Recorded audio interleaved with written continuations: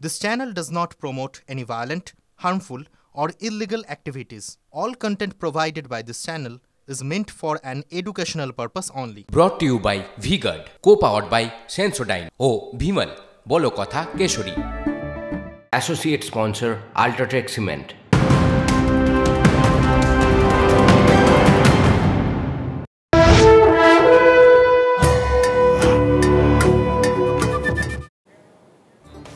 ফের ভোটবঙ্গে প্রধানমন্ত্রী নরেন্দ্র মোদী গতকাল রাতেই কলকাতা পৌঁছালেন প্রধানমন্ত্রী। রাজভবনে রাত্রিবাস এবং আজ বাংলায় 3টি কর্মসূচি রয়েছে প্রধানমন্ত্রীর। সকাল 11টায় প্রথম সভা বর্ধমান দুর্গাপুর লোকসভার দক্ষিণ বর্ধমানের সাই কমপ্লেক্সের মাঠে, দুপুরে কৃষ্ণনগর লোকসভার তেহট্টের শ্যামনগর ফুটবল ময়দানে এবং বিকেলে বোলপুরে সভা করার কথা প্রধানমন্ত্রীর।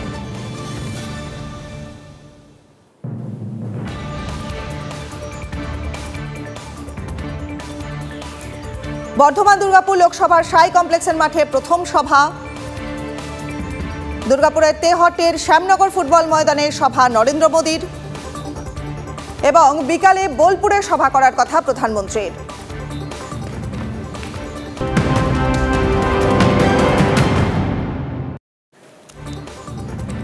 মনোনয়নের শেষ দিনেও কংগ্রেসে আমেঠি এবং রায়বেরেলির জট এখনো কিন্তু কাটল না।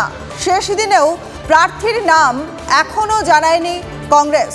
আমাদের প্রতিনিধি জ্যোতির্ময় কর্মকার রয়েছেন আমাদের সঙ্গে। জ্যোতির্ময়, যেমনটা আমরা মনে করছি যে রায়বেরেলিতে রাহুল গান্ধী এবং আমেঠিতে প্রিয়াঙ্কা গান্ধী, এটাই কি সমীকরণ হতে চলেছে?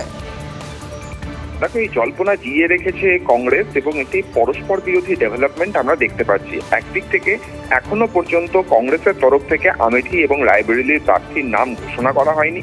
অপর দিক থেকে সূত্র মারফত যে খবর আমরা পাচ্ছি, আমেঠি এবং রায়বেরেলিতে বিরাট শোভাযাত্রার আয়োজন করা হচ্ছে এবং তার জন্য যাবতীয় প্রস্তুতি স্থানীয় কংগ্রেসের নেতাকর্মীরা তারা নিতে শুরু করেছেন। আর ঠিক সেই জায়গা থেকেই যেটা মনে করা হচ্ছে যে আজ একটু বেলা বাড়ার সঙ্গে সঙ্গে রায়বেরেলির উদ্দেশ্যে রাহুল গান্ধী এবং আমেঠির উদ্দেশ্যে প্রিয়াঙ্কা গান্ধী রওনা হতে পারেন এবং তারা তাদের মনোনয়ন জমা দিতে পারে।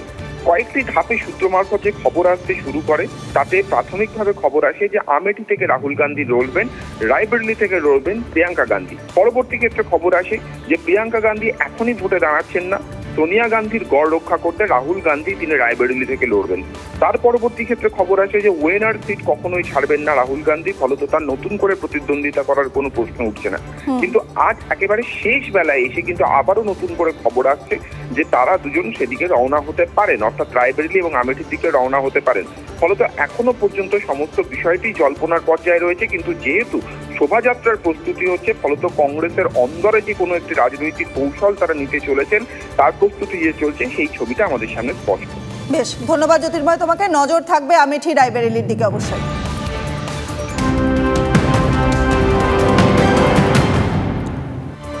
আর বনগাঁয় আয়কর হানা, স্থানীয় ব্যবসায়ীর দোকানে রাত থেকে আয়কর দপ্তরের অফিসাররা তল্লাশি চালাচ্ছেন। ভোটে দুর্নীতি রুখতে রাজ্য প্রশাসনকে সব রকম পদক্ষেপ করতে নির্দেশ দিয়েছে নির্বাচন কমিশন। আর ঠিক সেই মতো বনগাঁ টাউন মার্কেট এলাকায় এক ব্যবসায়ীর দোকানে হানা দেয় পুলিশ।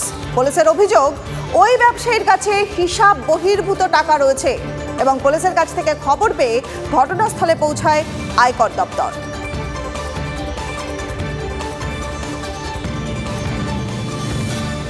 জিটিএ দুর্নীতি মামলায় সুপ্রিম কোর্টে আপাতত স্বস্তি পেল রাজ্য। 2 সপ্তাহের জন্য ওই মামলায় সিবিআই তদন্তের উপরে স্থগিতাদেশ জারি করেছে শীর্ষ আদালত। আর মামলার সব পক্ষকে নোটিশ জারি করা হয়েছে। 2টি বেনামি চিঠির জেরে জিটিএ মামলায় শিক্ষক নিয়োগে নিয়ে সিবিআই তদন্তের এই যে নির্দেশ দিয়েছিল কলকাতা হাইকোর্ট, আর সেই নির্দেশকে চ্যালেঞ্জ করে সুপ্রিম কোর্টে যায় রাজ্য। জিটিএ অন্তর্গত এলাকায় শিক্ষক নিয়োগ দুর্নীতির অভিযোগের তদন্ত সিবিআইকে দিয়েছিলেন কলকাতা হাইকোর্টের বিচারপতি বিশ্বজিৎ বসু। ডিভিশন বেঞ্চও সেই রায় বহাল রাখায় রাজ্য যায় সুপ্রিম কোর্টে। অবশেষে শীর্ষ আদালতে কিছুটা স্বস্তি মিলল রাজ্যের। সুপ্রিম কোর্ট আপাতত হাইকোর্টের সিবিআই তদন্তের নির্দেশের ওপর স্থগিতাদেশ জারি করেছে। 2 সপ্তাহ পর পরবর্তী শুনানি। ততদিন পর্যন্ত সিবিআই তদন্তে স্থগিতাদেশ দিয়েছে শীর্ষ আদালত। সুপ্রিম কোর্টের অন্তর্বর্তী নির্দেশকে স্বাভাবিকভাবেই স্বাগত জানিয়েছে রাজ্যের শাসক দল। আমরা তো ইতিমধ্যে দেখেছি প্রয়োজনে পাড়ার কলতলার ঝগড়া বা মাঝবাজারের ঝগড়াতেও রাজ্য বিজেপি বা সেন্ট্রাল বিজেপির অঙ্গুলি হেলনে কথায় কথায় সেন্ট্রাল ইনভেস্টিগেটিং এজেন্সি চলে আসে। কিন্তু তাদের কনভিকশন রেট আমরা দেখেছি প্রত্যেকটা তদন্তই সেই রবি ঠাকুরের নোবেল প্রাইজ খোঁজার মতো হয়। তাদের নিরপেক্ষতা নিয়ে প্রশ্ন আছে, তাদের সততা নিয়ে প্রশ্ন আছে। এই বাংলাতেই বিগত 2 বছরে প্রায় 28টা 29টা সিবিআই কেস হয়েছে, কোনো কেসে শুরু হয়নি। এরকম একটা জায়গায় দাঁড়িয়ে মহামান্য উচ্চতর ন্যায়ালয়ের এই যে রায়, তাকে নিশ্চিত করে সাধুবাদ জানাচ্ছি।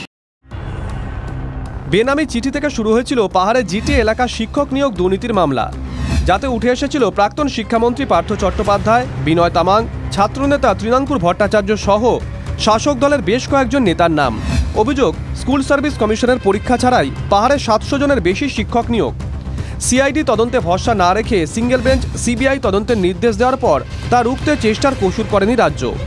রায়ের পরে স্কুল শিক্ষা দপ্তরের অভিযোগের ভিত্তিতে বিধাননগর উত্তর থানায় এফআইআর দায়ের হয়। পাশাপাশি আইনি লড়াইয়ের জন্য ডিভিশন বেঞ্চে দ্বারস্থ হয় রাজ্য, কিন্তু সিঙ্গেল বেঞ্চের রায় বহাল রাখে বিচারপতি হরিশ ট্যান্ডনের ডিভিশন বেঞ্চ। অবশেষে সেই সিবিআই নির্দেশ থেকে রাজ্য আপাতত স্বস্তি পেল সুপ্রিম কোর্টে। Bureau report, TV9 Bangla.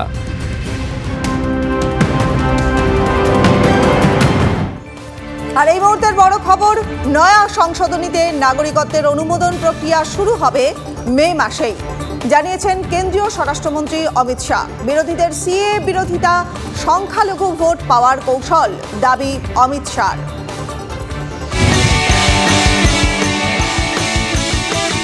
Brought to you by V-Guard, co-powered by Sensodyne O Bhimal, বলো কথা কেশরী।